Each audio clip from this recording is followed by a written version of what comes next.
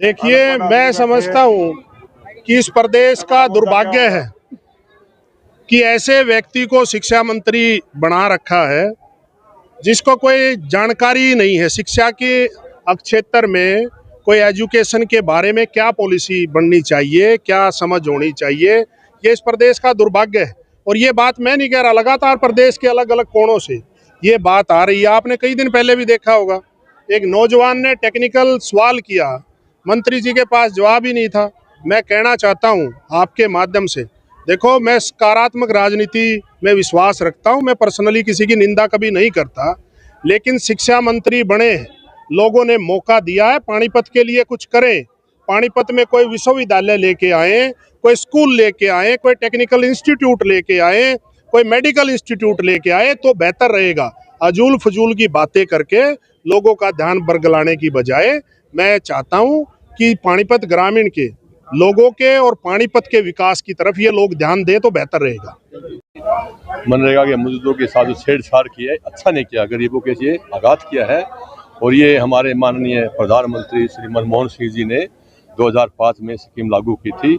इसमें गरीबों का निर्वाह हो रहा था, गरीब हर आदमी के हाथ में काम था, हर आदमी रोटी थी। और ये स्कीम हमेशा कांग्रेस पार्टी ने साबित किया है। हमेशा जब से हम छोटे छोटे देखने लगे थे, कांग्रेस पार्टी ने गरीब का साथ, गरीब का मजबूत किया है। बीजेपी सरकार ने व्यापारियों का साथ किया। इस मौजूदा सरकार ने, बीजेपी सरकार ने जो पूर्व में मनरेगा नाम से एक स्कीम चली हुई थी, भारत सरकार की तरफ से, सेंट्रल गवर्नमेंट की तरफ से एक स्कीम चली आ रही थी, पिछले 20 सालों से स्कीम चली आ रही थी मनरेगा के नाम से।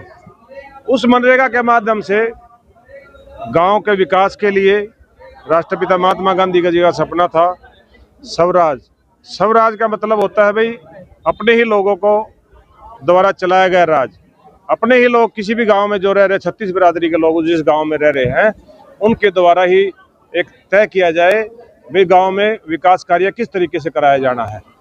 उस तरीके से मनरेगा स्कीम 2005 में डॉक्टर मनमोहन सिंह जी देश के प्रधानमंत्री होते थे और हरियाणा में भी कांग्रेस पार्टी की सरकार थी। चौधरी भूपेंद्र सिंह हुड्डा जी यहाँ के मुख्यमंत्री होते थे और मैं भी उस समय, मुझे भी काम करने का मौका मिला था। पंचायती राज से मैं भी जुड़ा हुआ था। 2005 में ब्लॉक समिति पानीपत का चेयरमैन बना था। मुझे भी इस स्कीम के तहत काम करने का मौका मिला था और मुझे पता है, भली भांति मैं जानता हूँ ये स्कीम कितनी कारगर गरीब आदमी के लिए, मजदूर आदमी के लिए कितनी कारगर सिद्ध हुई थी।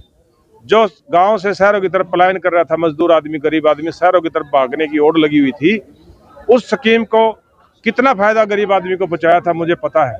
और लोगों को भी, गरीब आदमी को भी उस स्कीम का बहुत भरपूर फायदा मिला है।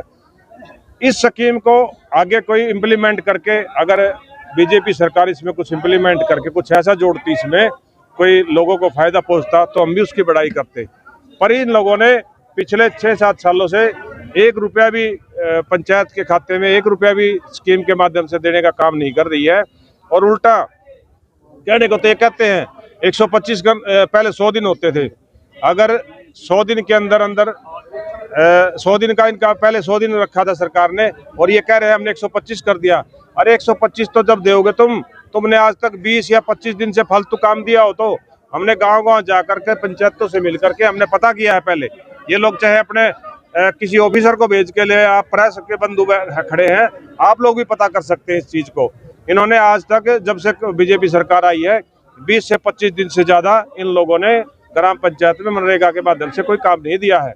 हम लोग सारे के सारे कांग्रेस पार्टी के साथ आज यहाँ इकट्ठा हुए हैं।